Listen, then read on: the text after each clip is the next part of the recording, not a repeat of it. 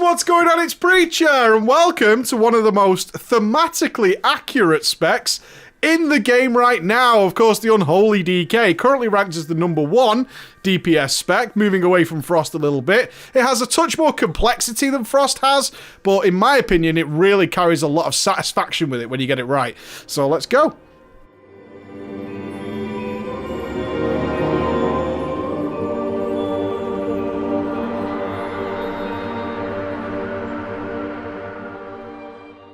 Let's take a look at your talents then that you're going to be picking. In the background, you'll see the general build, which is like the go-to for everything. But my aim here is to explain how the talents work and synergize together so you guys can actually choose your own talents in appropriate settings. Don't just pick one setup and stick with it forever.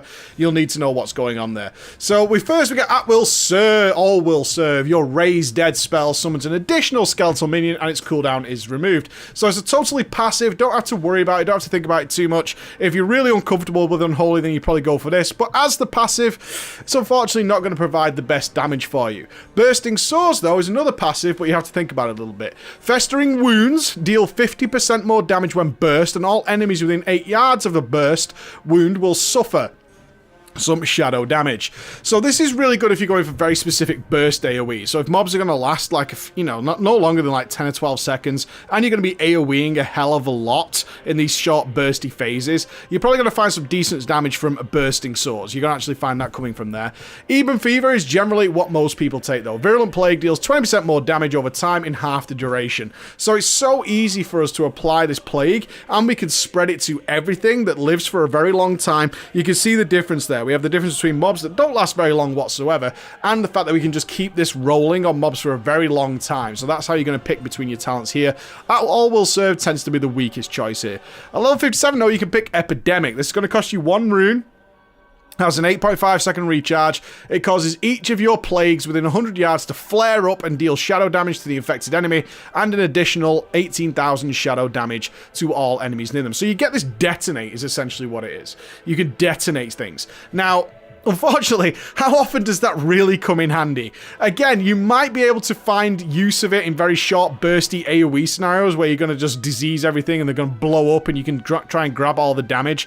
But eventually, it's going to come down to what are you doing throughout the entire dungeon and the entire run. You might think Epidemic is fantastic for Mythic Plus, and by all means, go and play with it and have fun with it. But you might find better options for the overall run where you're not going to be respeccing somewhere else.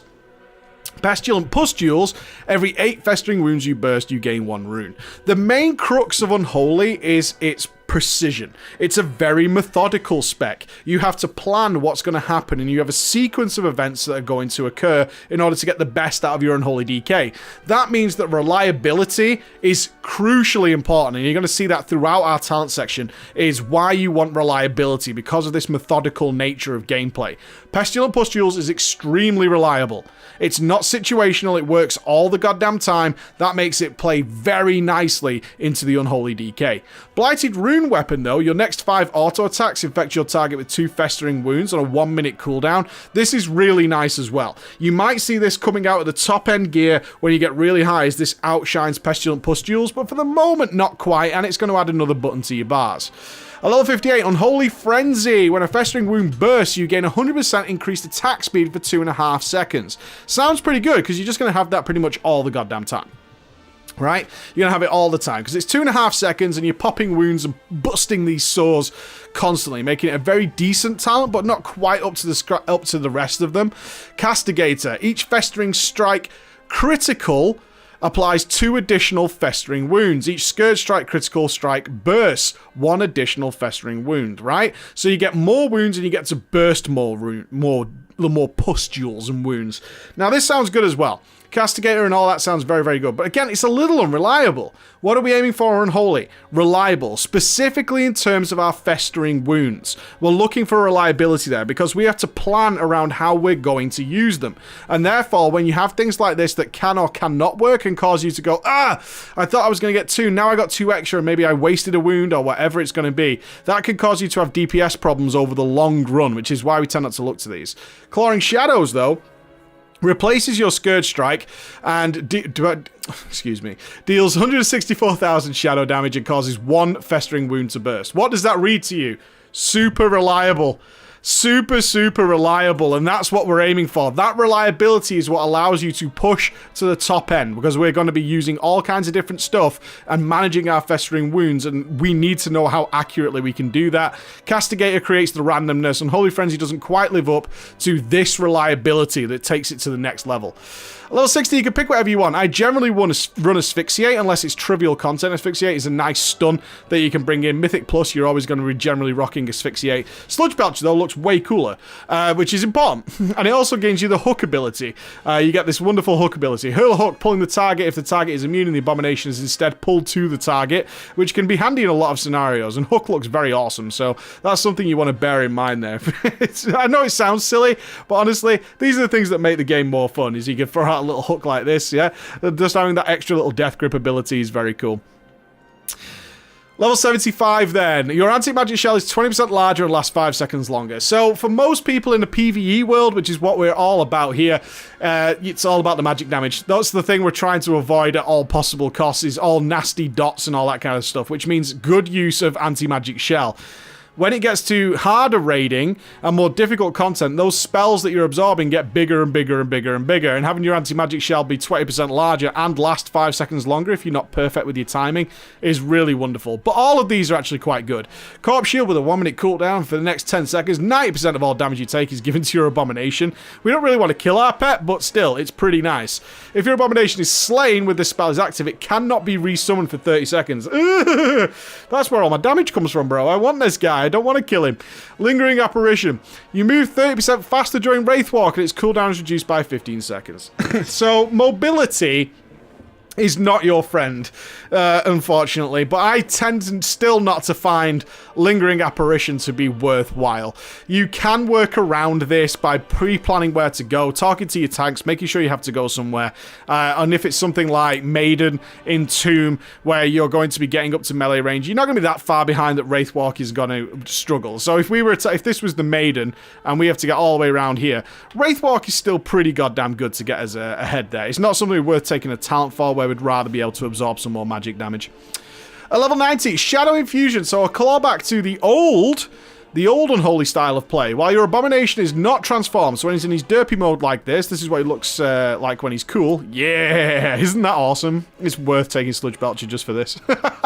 Look at his wobbly belly. It's the best. I absolutely love it. Anyway, when he's not transformed, Death Coil will also reduce the remaining cooldown of Dark Transformation. So previously, if you've ever played Unholy in the past, we used to have to stack up 5 Death Coils in order to be able to transfer our abomination or transform him into the big boy. We don't do that anymore, but if you loved that style of play, you can go back to that. Tends not to be the best way to play, though, unfortunately.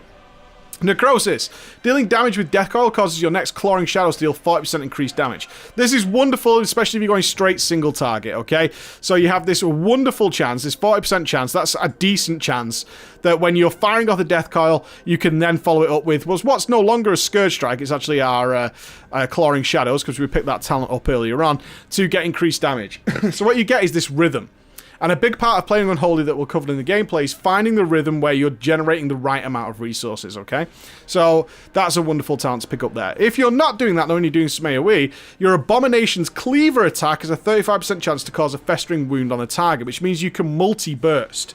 Okay, you can multi-burst, and we'll talk a bit about that in the gameplay, but if you're going to be AoEing, doing dungeons and stuff, Infected Claws is very, very cool for that, so that's why I generally do it for world gameplay and so on and so forth. At level 100, we got Dark Arbiter.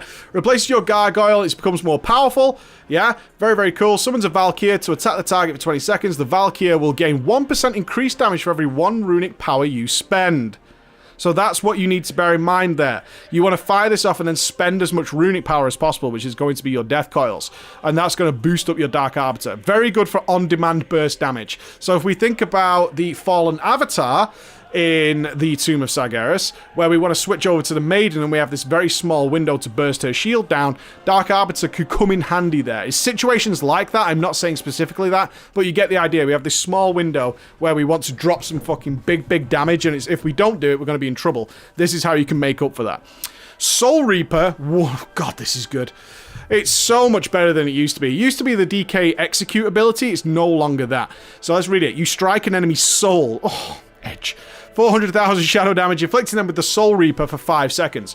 Bursting a festering wound on an enemy inflicted by Soul Reaper grants 7% haste for 15 seconds, stacking up to 3 times. This is great.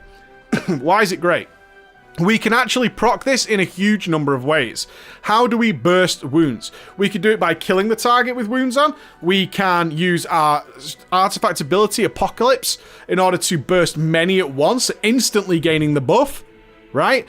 And we can just pre-plan it by saying, okay, I've got Soul Reaper up, I want that haste, I can drop it and make sure I've got Festering Wounds to burst at the same time. We have lots of choice in how we use Soul Reaper.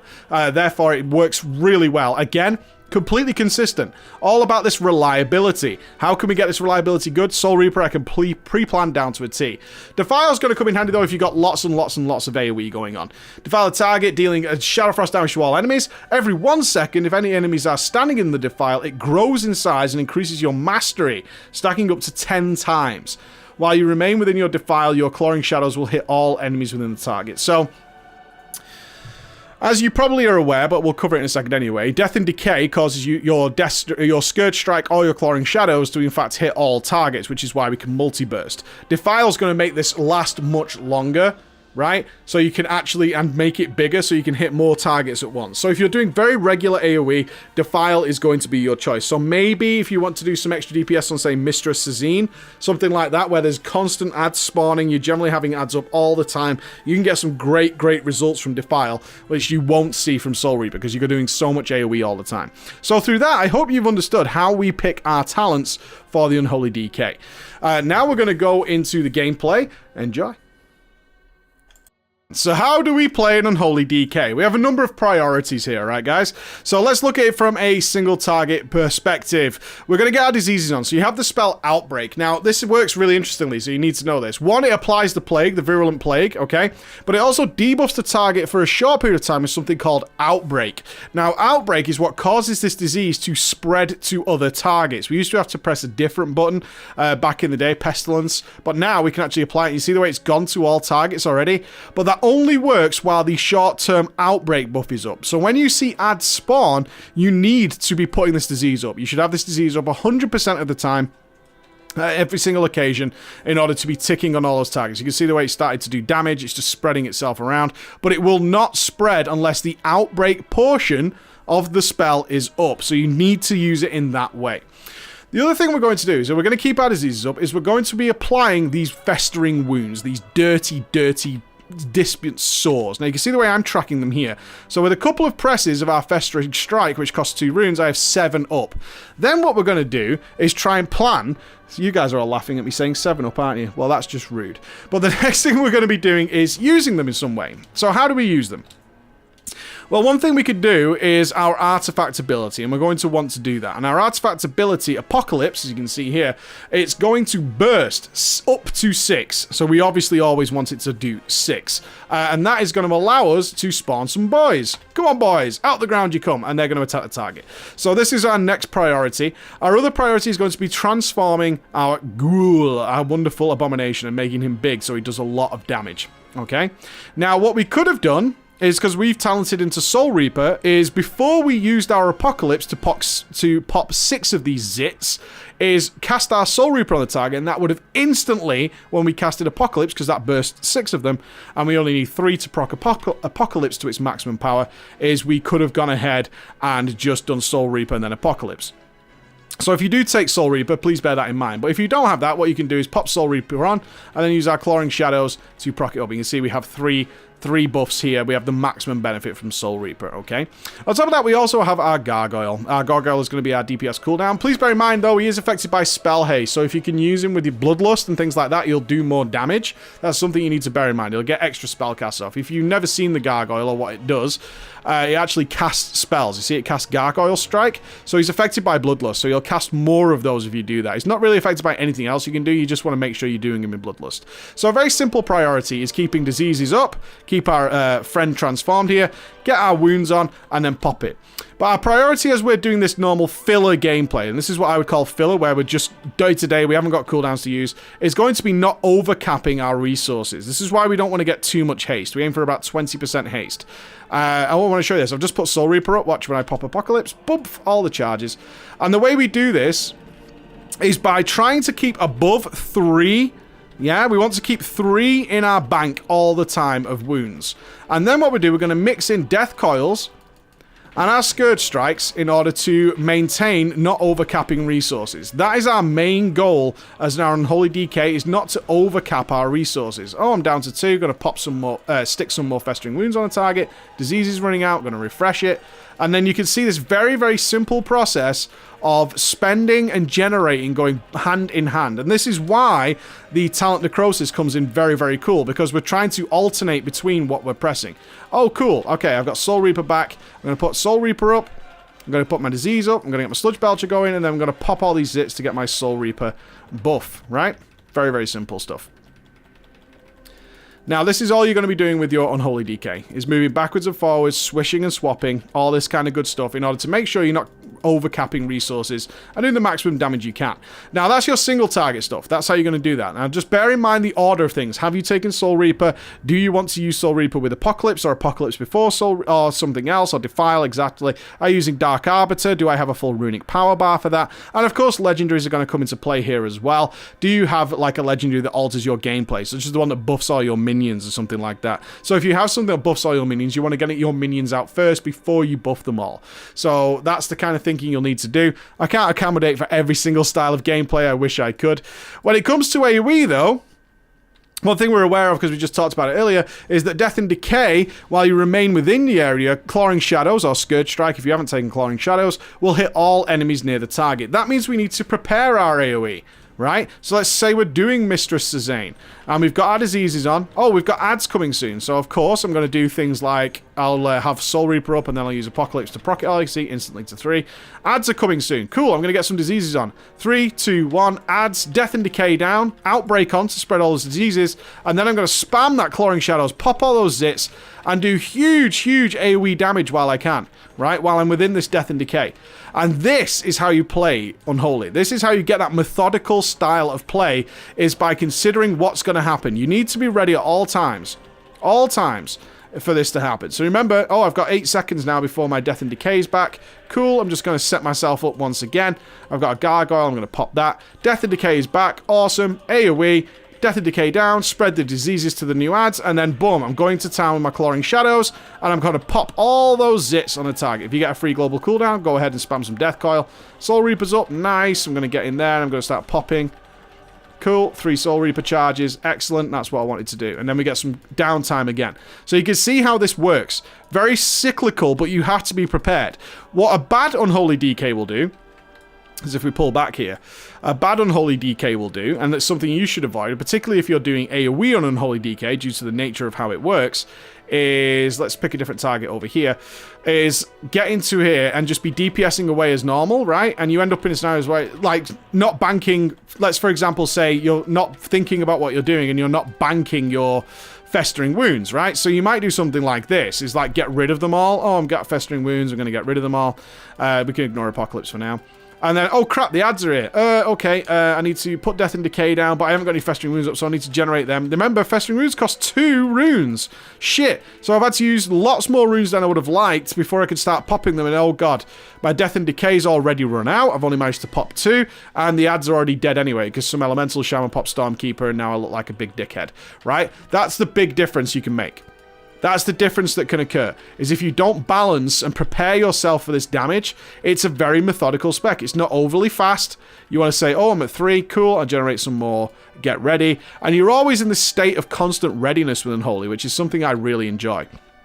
I truly enjoy that, is you're at this state of readiness, by simply saying, there is no reason whatsoever for me to pop all these Festering Wounds. I have 5 right now. There's no reason for me to do that.